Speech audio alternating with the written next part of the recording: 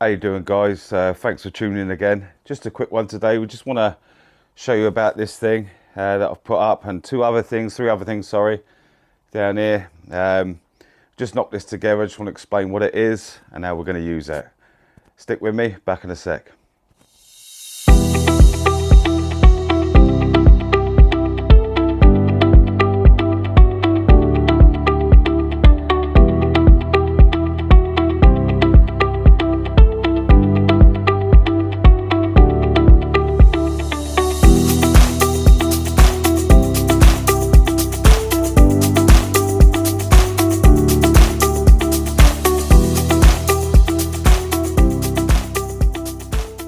This is something I've knocked up for an emergency situation, off-grid cabin, van, anything you want to really do it for. Even if you're living at home, this will come in dead handy for you. It's basically an emergency power supply, an off-grid emergency power supply. Runs off of solar. You can run it off a generator. Basically stick it in a van. You can use it in a cabin off-grid, which is we need to do another one of these yet, because obviously we're doing both. But this is what I've knocked up for our off-grid situation at the minute for our cabin. Basically it consists of a 2000 watt inverter, solar charge controller by Renogy, some bus bars, fuse box, some switches. Obviously we've got a fag lighter in here, we've got USBs in here, and we've got a couple of lithium iron phosphate batteries by AO Lithium down the bottom here. But this is how it is, and it's pretty simple to put up together. I'm not an electrician, so I'm not a solar specialist either. I've had to learn this myself, and this is what I knocked up. So basically I'm going to start off with two 100 amp lithium iron phosphate batteries, which hold a capacity of 1280 watt hours.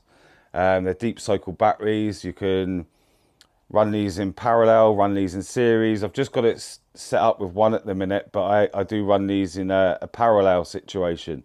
So we connect these together so they work together, they deplete and fill together.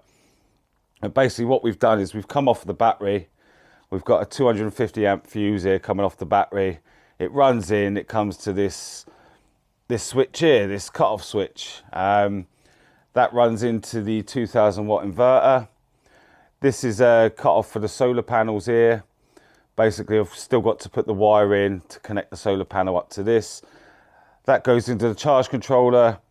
Charge controller goes through here, goes into the battery. It's these two wires here, or this one, sorry, and this one. This negative and positive are for the power inverter, the 2000 watt power inverter. That runs up, comes off the battery into these bus bars. The bus bars is linked up to powers this switch, and the bus bars are also linked up to this fuse box. So on this setup we've got here, we can run some power from these two on the charge controller. So we can run a load off of that as well, which is why there's no wires coming out of these two. But basically with that, and then we've got an extra 25. There is 6 there, there's 12 there, there's 8 there. We are running this switchboard off of one of these, so we can run something else and use all 6 as well, but we're using one of the bottom one to run this switchboard. I've got the power locked off at the minute. We've got a break in the connection. I'll switch that back on. You're going to see now that the switches have come on up here. It's reading 13.2 volts, 13.2 volts on here. With the power inverter, we try not to use that because that's got 2 plug sockets on the top. But you want to try and use as less 240 volt as you can with this setup, because that's what will kill your battery off. Anything 12 volt will just run and run and run and run and run. I mean, we've got a lot of time here. And if we've got this wired up with the solar, this will trickle charge that throughout the day. And basically it's going to run and do the job itself. It's low maintenance. It will basically do the job itself. The only trouble you will have is if you're using 240 volts on the inverter all the time, then that can, obviously I said, it depletes your battery. So to switch that on though, if you do want to use something that's 240, we've got a panel up here. You switch that on with this. There you go, we switched on. It's showing 13.1 volts up there. We've got 2 USBs on here. We've got 2 USBs on here. We've got the fag lighter, cigarette lighter, whatever you want to call it, on here, that we can plug anything into that. I've also got some wires already connected up. There's nothing on these, but this allows us to hardwire anything like an electric fence, outside lighting, basically 25 different opportunities here for any 12-volt items. We can run 6 off of this, we can run 12 off of this, and we can run 8 off of this. So what I plan on doing with this one is like having the lights, the internal lights, the external lights, some mood lighting maybe. Our little 12-volt fridge will be hardwired to one of these switches. We switch that on and off as we want. We have got a cut-off switch here as well. If I need to do any maintenance or work on the solar power, we're switching this off. It cuts off all the power coming in from the outside, from the sun. Remember, this is free power as well. I will say, if you're using 240 volt, you'd have to have a bigger battery set up to actually be able to rely on this solar system, because for one thing I've known from my experience, I've done 13 months off grid, you can't rely on solar whatsoever if you're using loads of 240. If you're using 12 volt, perfect, absolutely perfect. Like I say, if you watch these, we'll switch this one off anyway.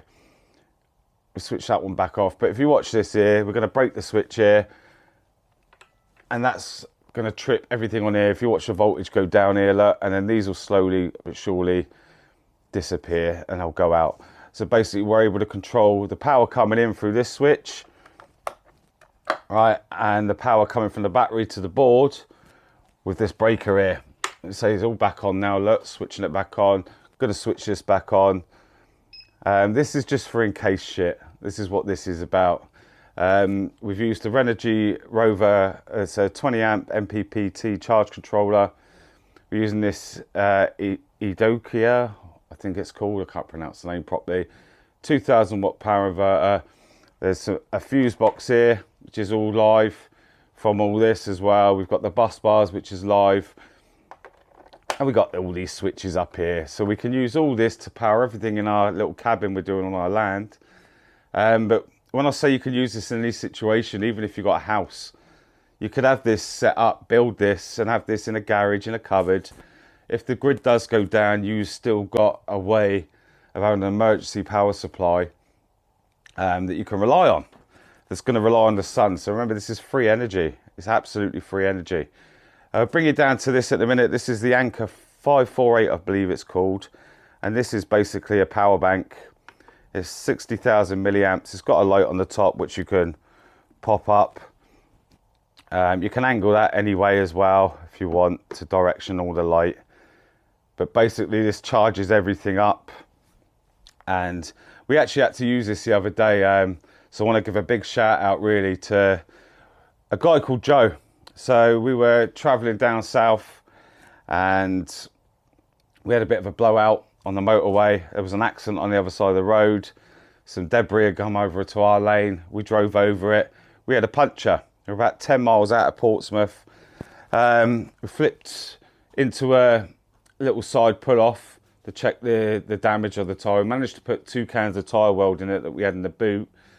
It didn't do much good because we had a puncture in the sidewall, so it was just leaking out air everywhere. But what that managed us to do was get another 7 miles in to Portsmouth and get off the motorway. While pulling in, I had a lovely guy called Joe. He pulled up behind us, pulled us in, got us to indicate the pull in. He pulled in, pulled up behind us. He helped us get off the road. Joe's an amazing guy. He's a mechanic as well. He tried the spare wheel didn't work. He actually swapped the wheel around from the front to the back, followed us back to our destination where we could get sorted, and he arranged to get some part-worn tyres the next day for us. So I want to give a big shout out to Joe. Absolute lifesaver. Absolute lifesaver. Anyway, we met up with him the next day. He took us to this company here. I'll just show you a little one. We want to give these a shout out. Part-worn tyres for you down in Farlington, down south in Portsmouth. They've got a mobile unit as well that will come out to you. Just want to give a big shout out to these because, and the reason I say we actually use this Anker 548 is it's got an SOS function on it. If we press that, we stuck that on, out in the road when he was helping us with the tyre. And we actually had to use this SOS thing, and it was great that we had it on. We were able to keep our batteries charged while we were messing around, trying to get sorted. I'll insert a little video in now. It's coming in right now.